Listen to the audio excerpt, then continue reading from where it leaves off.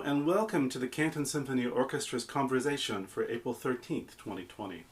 My name is Charles Edward McGuire and I'm a professor of musicology at the Oberlin College and Conservatory in Ohio. I am delighted to be spending a few minutes with you today to speak about opera or poetry, classical choral music. I want to thank Maestro Gerhard Zimmermann and Manager of Education and Community Engagement, Rachel Hagemeyer, for the invitation to speak today, and the orchestra's Manager of Marketing, Nathan Maslick, for helping make the transition to the virtual platform possible. This virtual discussion was meant to be a pre-concert lecture for the Canton Symphony Orchestra's Masterwork 7 concert. The Canton Symphony Chorus sings Dvorak and Brahms. As we all know, this concert was cancelled due to the social distancing and shelter-in-place requirements put into place as a response to the COVID-19 world pandemic. But since it is such a fascinating program, I thought it would be wonderful to think about the music that we would have heard, and how the program as designed covers many of the major trends of Western concert music of the 19th century, the time in classical music we frequently refer to as the Romantic era. And since we cannot hear this concert together as conducted by Maestro Zimmermann, at the end of this presentation, I will have information on some performances available on the internet that will allow you to put together a virtual concert, should you be interested in listening to the music that we discussed today, as the maestro intended it. During this concert, we would have heard the music of 5 composers: Johannes Brahms, Antonin Dvorak, Felix Mendelssohn, Giuseppe Verdi, and Richard Wagner. Considered as a group, there is outwardly not much that links them together. 2 of the composers, Verdi and Wagner, are known primarily today as the giants of opera composition in the second half of the 19th century. Frequently, they are also pitted against each other as if they were on opposite ends of an ideological divide, mostly because Wagner frequently disparaged Italian-style arias and constructions in some of his many voluminous writings. Besides composing a number of long, complex, and at times ravishing operas, Wagner spent a good deal of time writing about music and trying to imagine as well how opera should be composed, both in his present and in the future. For this reason, Wagner also had Brahms in his sights. Why? In some of these voluminous writings, Wagner stated vociferously that he considered himself to be the ideological heir to the earlier 19th century composer Ludwig van Beethoven. Brahms had been called both a messiah who would show the way towards a musical future by Robert Schumann and the true heir to Beethoven by 19th century music critic Eduard Hanslick, and Wagner did not like this. Wagner also had issues with the composer Felix Mendelssohn, and not for reasons of artistic heritage or even aesthetic disagreement. No, Wagner's hatred of Mendelssohn, and it indeed was hatred, stemmed from something much more insidious: his virulent anti-Semitism.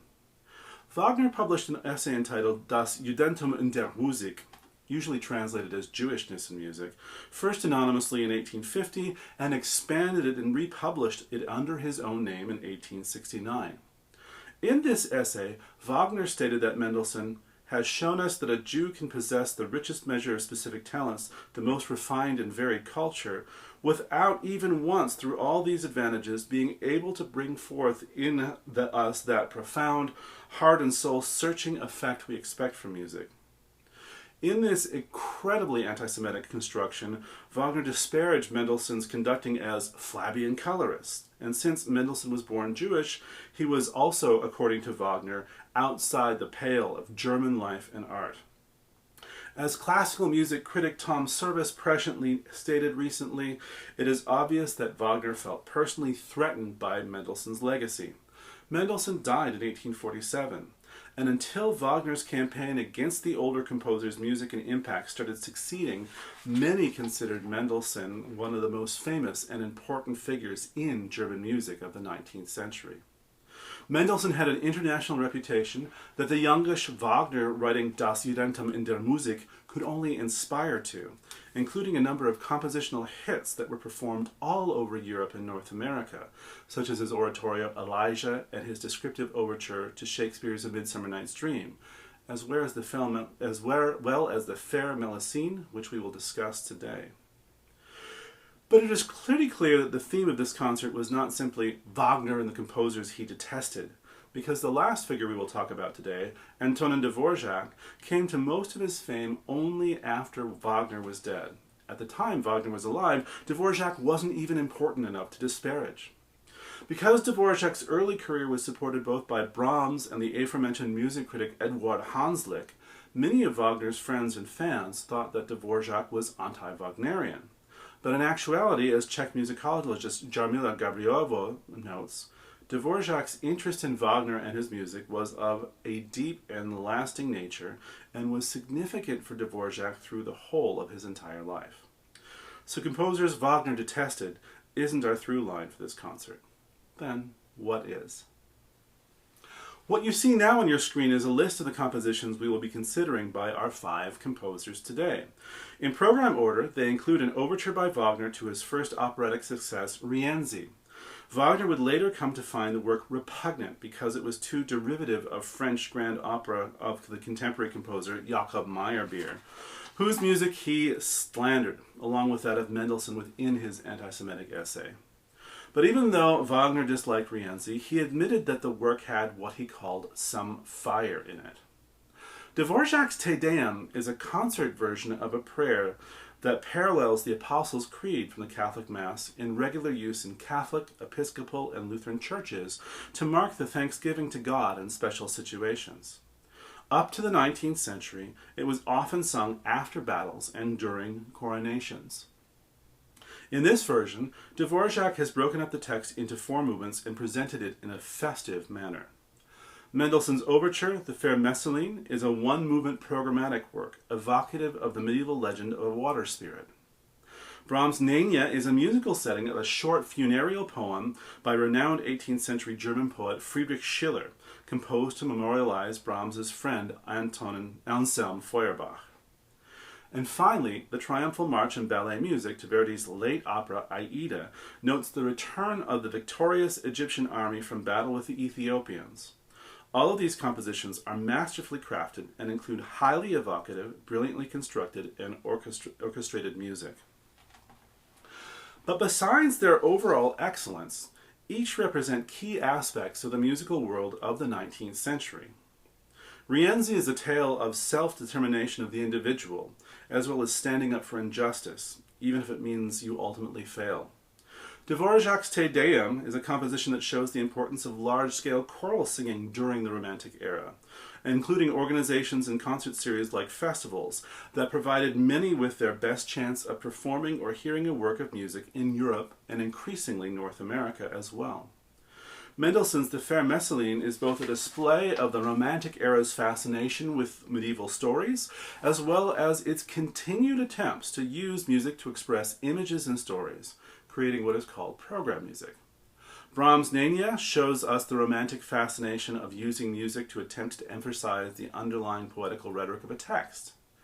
And the triumphal march of Verdi's Aida is both a display of how wonderfully ubiquitous and popular Italian opera was throughout the Romantic era, as well as a brilliant display of exoticism, the Western attempt, very common and popular throughout the time, to appropriate the sounds, sights, and stories of other cultures they did not necessarily understand, sometimes to make an allegorical commentary, and sometimes titillate.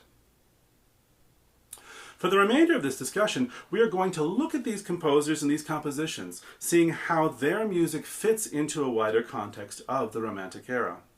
In each case, we will discuss a little of the composer's life and fame before considering the music itself, and hear a little of that music, hopefully enough of a soupçon that you will want to at least listen to that entire piece yourself, if not more music by that composer.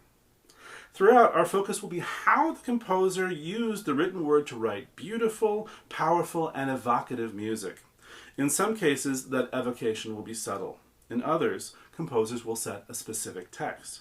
But for each composer, we will discover that they found music that evoked and emphasized something from a text to make it an effective, wonderful musical work. We will begin with a discussion of Richard Wagner's Rienzi, one of his earliest operas, written at a point before Wagner had started to both formulate some of the ideas that would make his music influential in the way that he wished it to be, and when he was still trying to find his feet as a composer. When I talk with my music history students at Oberlin about Wagner, I usually mention three things about him in quick succession. You know the first, since I've already referred to it. Even though Wagner's music is important, beautiful, and even ravishing, his personal beliefs, particularly his anti-Semitism, but other elements of a generally selfish and narcissistic personality, are frankly reprehensible. Second, as this contemporary caricature shows, Wagner's music and ideas about it were always controversial. Within this illustration, you see the cartoonist's sarcastic view. Wagner is assaulting a human ear with a note, making that ear bleed.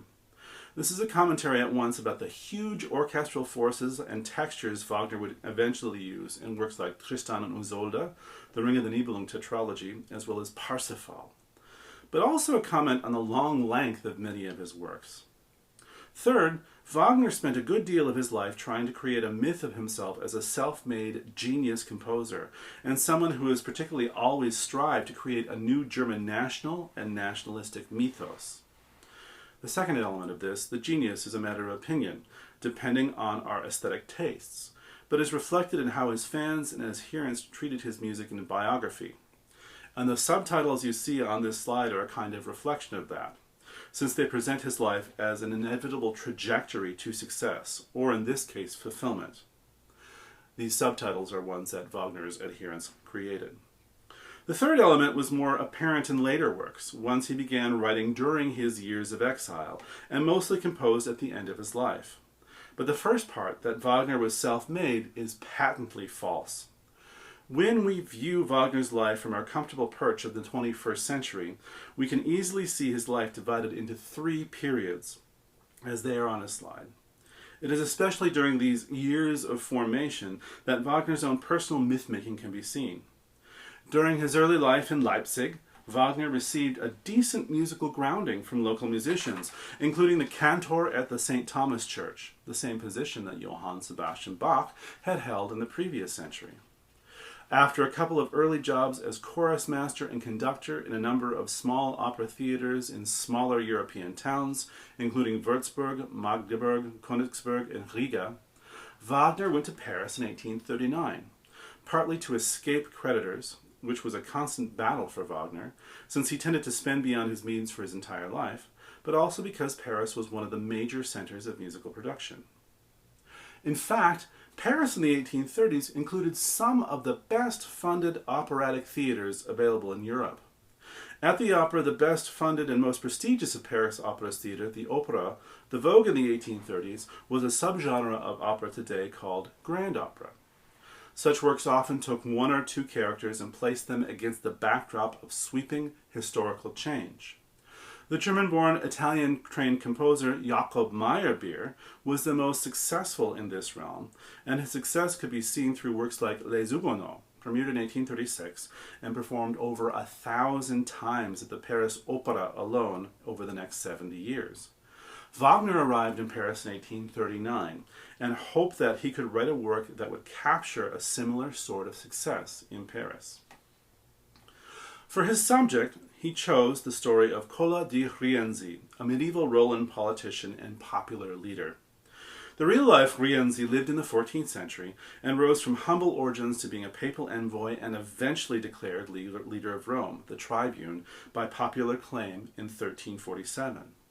By doing so, he threatened the power of a number of established interests, especially the Roman nobility, and they, along with a number of other international leaders, eventually plotted his demise.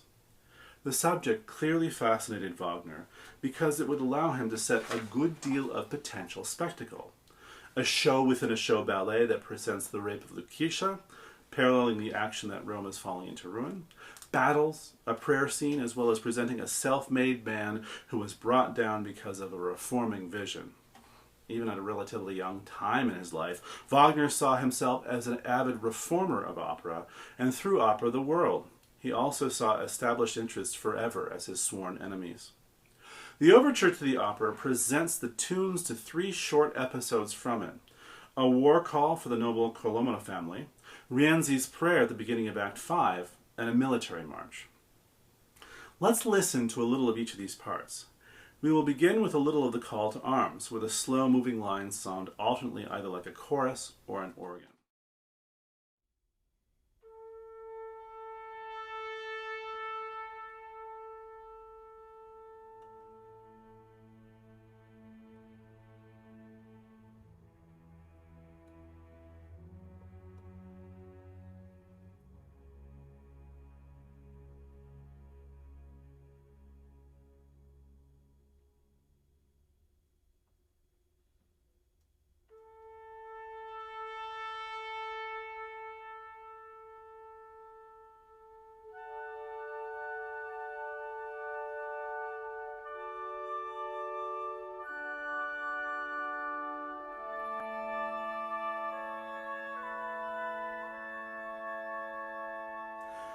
The fanfare and march are a little later in the piece and are very exciting in presentation.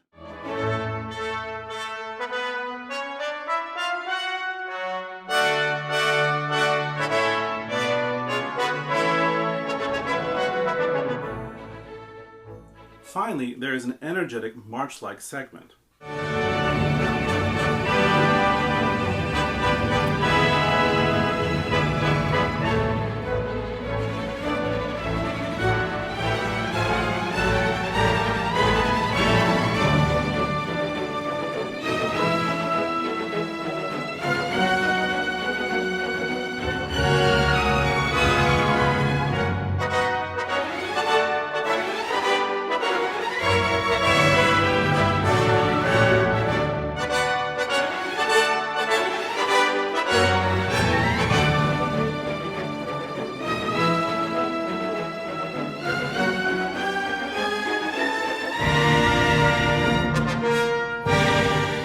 Even though this composition was Wagner's first real success in the opera world, he later distanced himself from the work, and it was not performed as much today as other early works by him, like Tannhäuser and Lohengrin. Wagner would call the work repugnant and state that it was too much to be set up like French and Italian operas that he would later excoriate. It remained highly successful in the 19th century and was later reportedly one of Adolf Hitler's favorite works. Wagner's original manuscript of the score of the opera was with Hitler in the bunker where he died. And at annual meetings of the Nazi Party at Nuremberg in the 1830s, they always opened them with the overture to Rienzi. Sometimes even the most sumptuous music accretes a very difficult and repugnant history. If Richard Wagner became an ardent celebrator of German culture to the point where he helped kickstart a sense of German nationalism that had its ultimate end in the Nazi Party and the horrors of World War II, the Czech composer Antonín Dvořák is widely considered today to be a pan-national composer. Now, what do we mean by this? Dvořák advocating using folk music materials within his compositions, but the materials he used depended on his compositional context. When writing works about his Czech homeland or for a Czech audience, Dvořák used such folk music as a basis for his works. But he is also known, especially within the United States, as a composer who used American materials as inspiration, particularly in his Ninth Symphony, subtitled From the New World, and his string quartet in F major, Opus 96, nicknamed the American Quartet. Dvořák's Te Deum, Opus 103, was not a work about the United States per se, but it was one of the works Dvořák composed just before living in the United States and for performance in the U.S. How did a Czech composer, born into humble circumstances, rise to become one of the most famous and best-paid living composers of his day? Dvořák's beginnings were indeed humble. His father owned an inn and a butcher shop, and as an aspiring member of the middle classes, wanted Dvořák to learn music for both practical reasons, so Antonin could play music for dances for local couples, as well as to present his son as an accomplished, cultured individual. After early training by mostly local musicians, one of Dvořák's teachers recommended that the young composer go to Prague for further study, which he did, and he enrolled in an organ school there. For the next few years, Dvořák jobbed as a working musician, playing either the violin or viola in local orchestras and dance bands, working as a church organist, and teaching piano lessons, all while working on a number of compositions and attempting to make a wider name for himself. He saw composition both as a way to potential fame as well as financial security, so entered a composition competition, the Austrian State Prize. The Czech lands at this point were still under the rule of the waning Austrian Empire, and then from 1867, the Austria-Hungary dual monarchy. The Austrian State Prize, which included on its judging panel both the composer Johannes Brahms and the music critic Eduard Hanslick, gave the winner a stipend, which could give the winner more time to compose. Dvorak entered a number of times and finally won both in 1876 and 1877. This made publishers take notice of Dvorak's music, and particularly through works like the Slavonic dances, became well known overnight.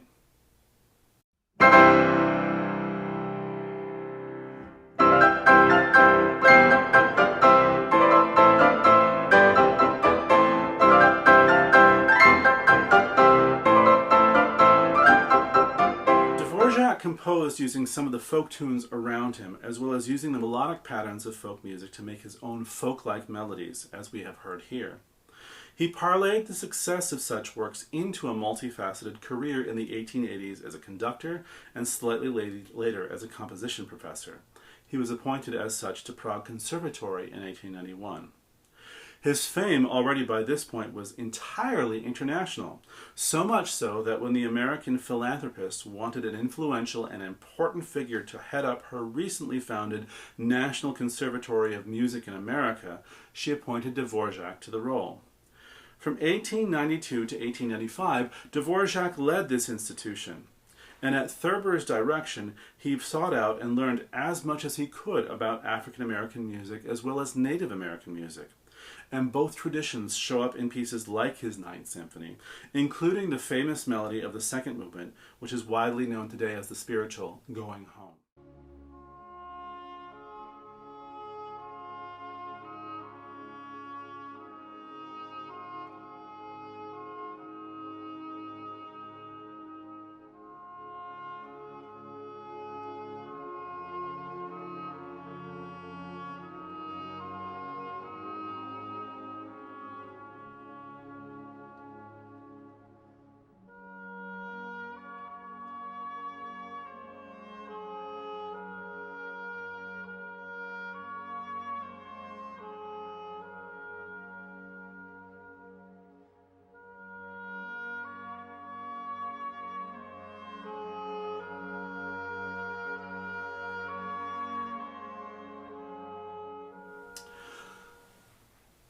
But before this could happen, Dvorak had to travel to the United States to take up this post. In June of 1892, Thurber contacted her new employee and asked him to write a cantata, a multi-movement work for chorus and orchestra, to celebrate the 400th anniversary of Christopher Columbus's voyage to the New World, and the subsequent European colonization of the North and South American continents. Dvorak, worried about missing the deadline, sketched out a few ideas and waited for a text. And then waited some more. The promised text for the cantata never came. So within a number of great ideas for chorus and orchestra at hand, Dvorak instead decided to use them within the setting of the Te Deum Laudamus, and constantly created a four-movement version of it. He conducted the premiere of the work himself at New York Hall on October 21st, 1892, just after arriving in the United States. Since he had yet to experience American music, Dvorak turned to his own Czech traditions when setting this work. In the opening, we can hear what Calvin Dotze has called a band of improvising peasant musicians. This passage starts with timpani and then spins out over the same G major chord for nearly a minute, playing rhapsodically.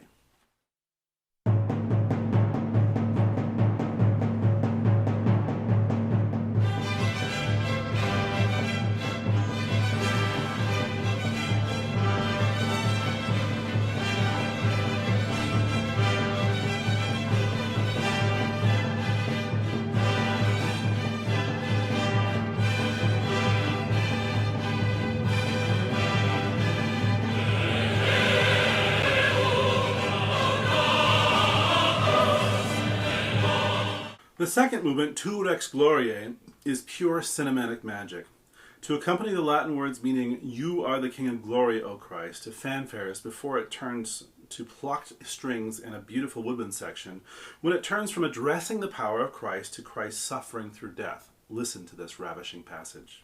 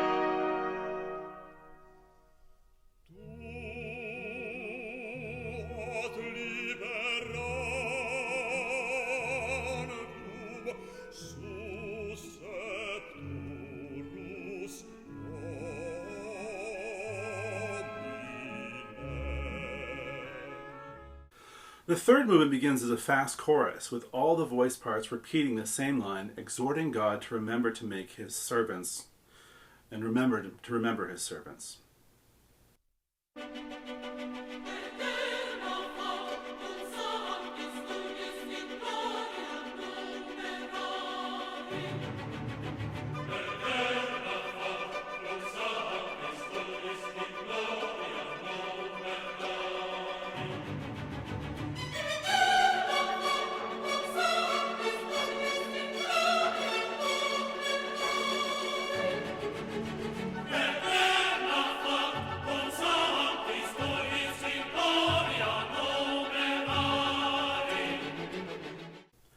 The ending of the final movement is an amazing spectacle. The two soloists, soprano and bass, join with the choir and orchestra in amazing transcendent Alleluia.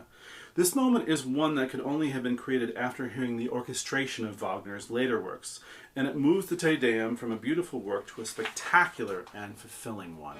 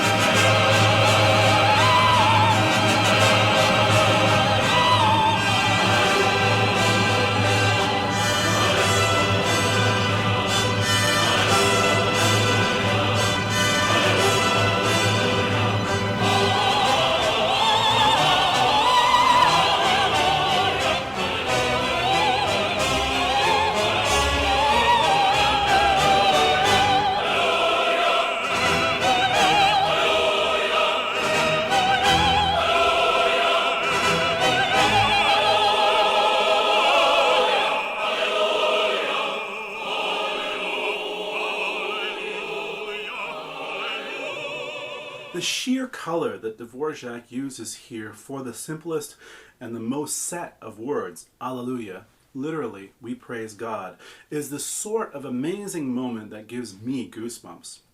It is the perfect sound for this moment of ecstasy.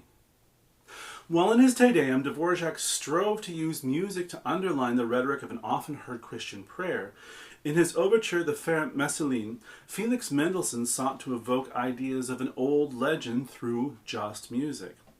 Mendelssohn was one of the most important composers of the 19th century, and like Dvorak, he was famous internationally. Mendelssohn was born to a privileged family in Berlin. Their fortune came from banking. His parents made sure that both he and his sister Fanny received an excellent education in science, literature, and the arts, including music.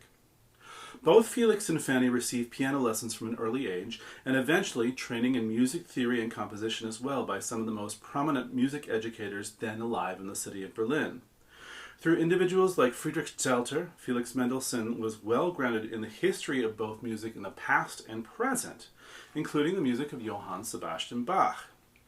Both Felix and Fanny became prodigious composers of amazing, well-crafted music. By the time he composed the overture, the Vermesseline, Felix Mendelssohn had completed dramatic and vocal music, a number of string quartets, and symphonies. The concert overture is an interesting genre from the 19th century, and one that grew into prominence throughout. Based on a literary theme, the concert overture was a standalone piece with no relationship to a stage performance, though successful overtures could and were adapted to be parts of later theatrical performances. Composers who worked in this genre included Carl Maria von Weber, Mendelssohn, Hector Berlioz, Robert Schumann, Peter Tchaikovsky, and many others.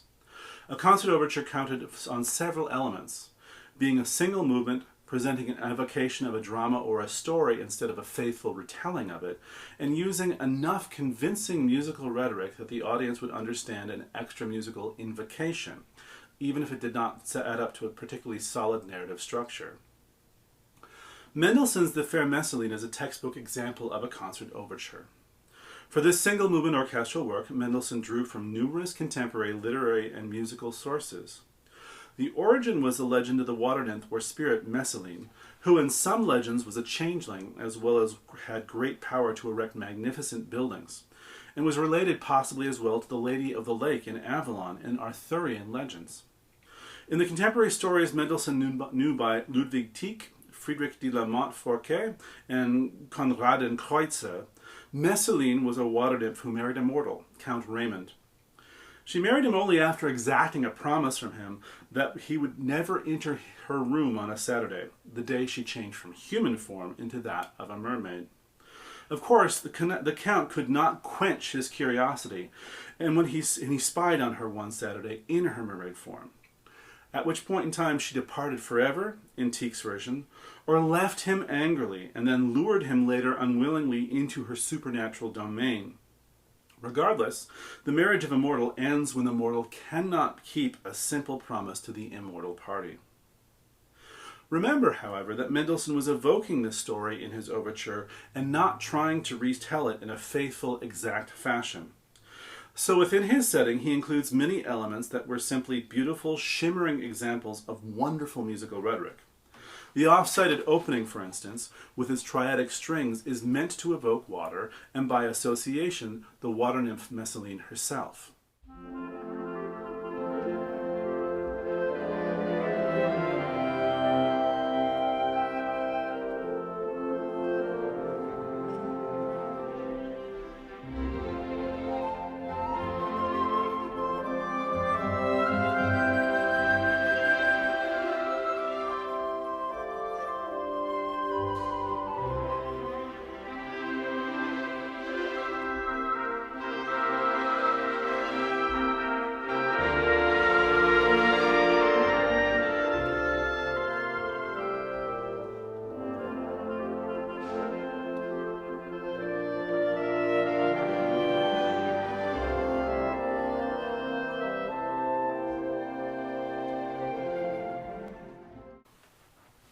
After this wonderful theme, we hear a tragic minor and busy theme that many have related to Count Raymond and his ultimate tragedy for not being able to trust his love as well as his unquenchable curiosity.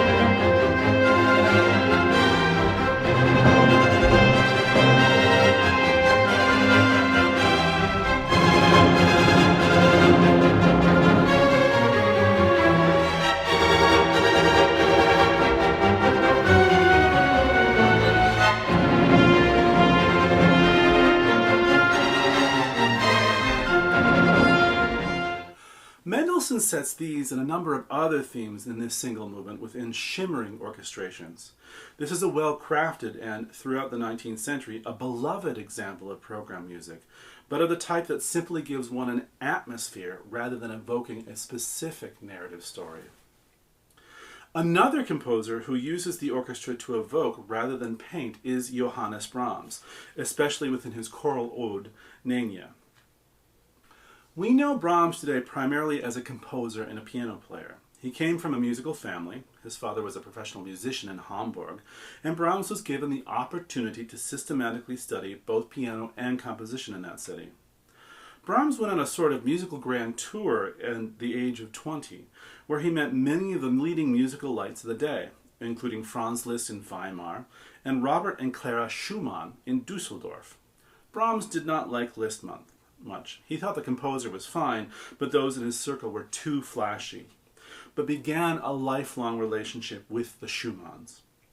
Robert was entirely taken with Brahms and wrote an article about him called Neue Bahnen, which translates to New Paths, and called Brahms a sort of musical messiah who had advanced the cause of particularly German art. This was a mantle that Brahms chafed under, and it made him very careful in all the compositions he released to the world. But it also made him a very thorough study.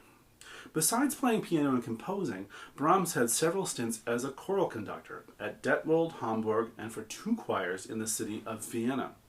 While these positions were of short durations, Brahms used them to study choral music of the previous centuries and hone his craft to figure out how to create some of the most gorgeous, beautiful choral works of the entire 19th century. Brahms took for his text a poem by the German poet Friedrich Schiller. The text is not about the death of a single individual, but rather the inevitability of death. Schiller mentions 3 separate episodes from Greek mythology within his poem: Orpheus's failed attempt to rescue Eurydice from the underworld, Aphrodite mourning for her lover Adonis, and Thetis's failure to save her son Achilles from death. Brahms sets this text as a memorial to his friend the painter Anselm Feuerbach, who died tragically at the age of 50. In his paintings, Feuerbach made a close study of Greek myths, and his technique was inspired by classical lines, as you can see in this image from his 1862 painting, Iphigenia. So the poem fit Brahms' needs perfectly. It talked about death as inevitable and sad, and it also had a classical bent. And Brahms responded to the poem with what musicologist Hugh MacDonald has called possibly the most radiant thing that Brahms, the composer, ever wrote. The choir is the center of Brahms' setting and begins with a gorgeous, imitative opening.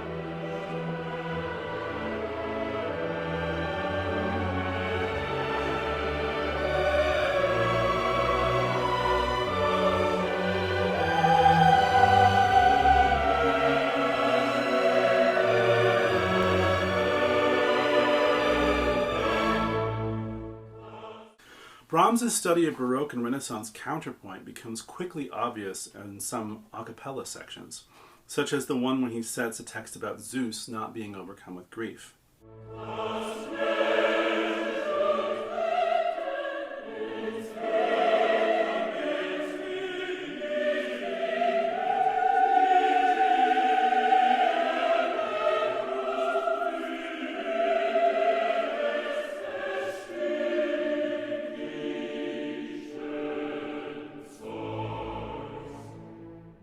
When Schiller's text discusses how both gods and goddesses weep, Brahms breaks out into a noble march.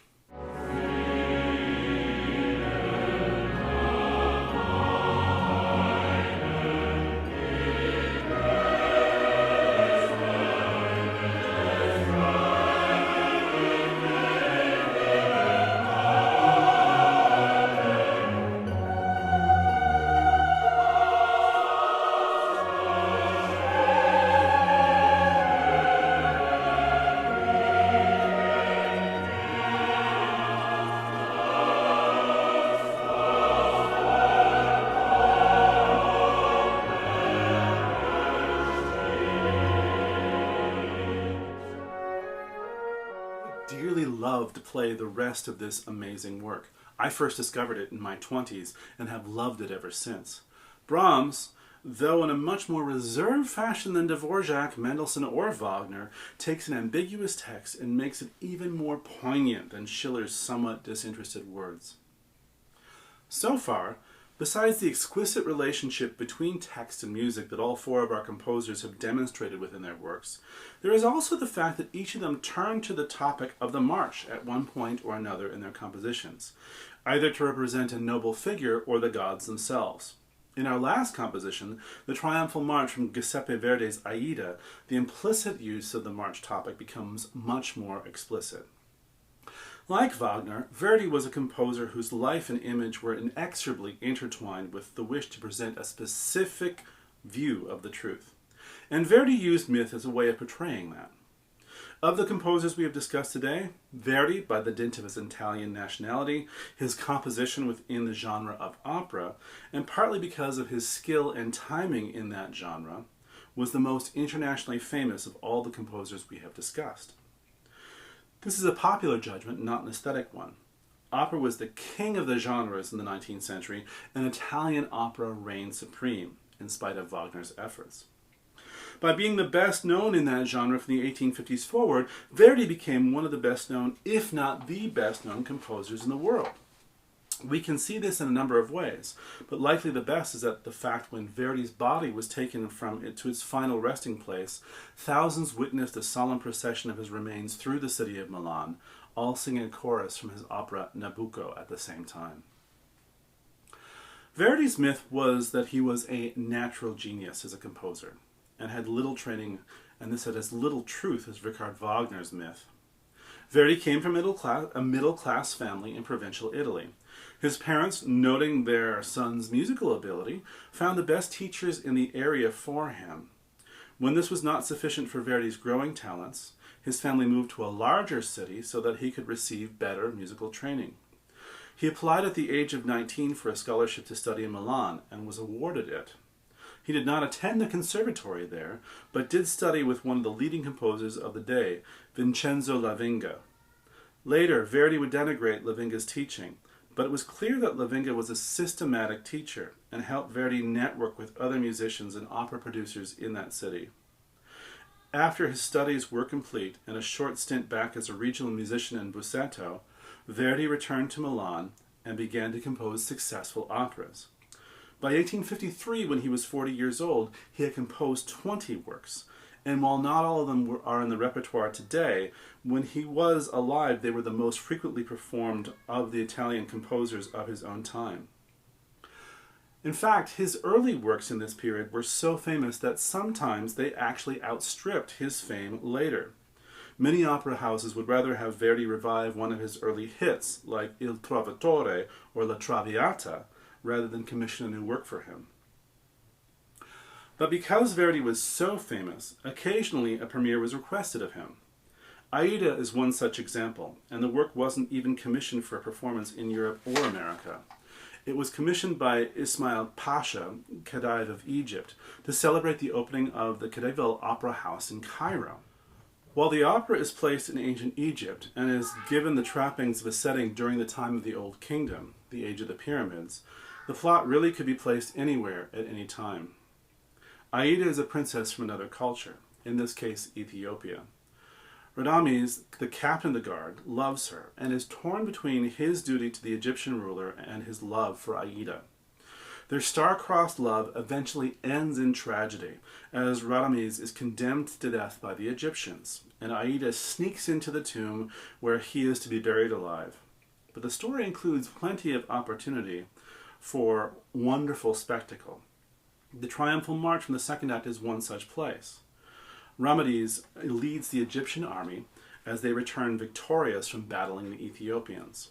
The slow, stately fanfare that begins this is a perfect curtain raiser for the second act, and introduces as well a series of dances, a ballet, that marks the success of the Egyptians, providing a moment of victory for Radames which will contrast greatly with his demise and ultimate tragedy at the end of the fourth act of the opera.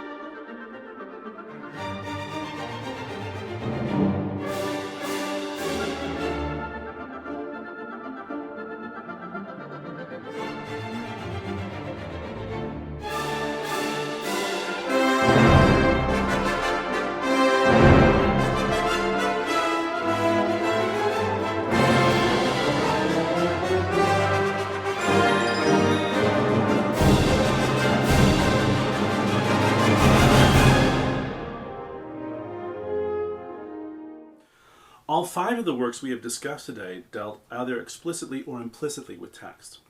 Sometimes they are adjacent to text, yet evoke something from the drama, like the overture to Wagner's Rienzi or the triumphal marches from Verdi's Aida.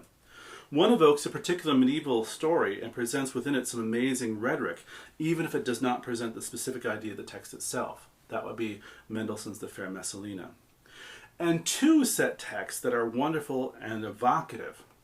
Throughout the entire Romantic era, composers like Brahms, Dvorak, Mendelssohn, Verdi, and Wagner were always extremely sensitive to texts.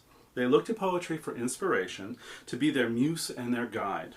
Even though they were not composing operas, these individuals sought the direction of such poetry to help them create the exquisite, ravishing music we've discussed today. Thank you for listening. I hope you've enjoyed this brief discussion. Should you wish to hear any of these works online, you can do so here.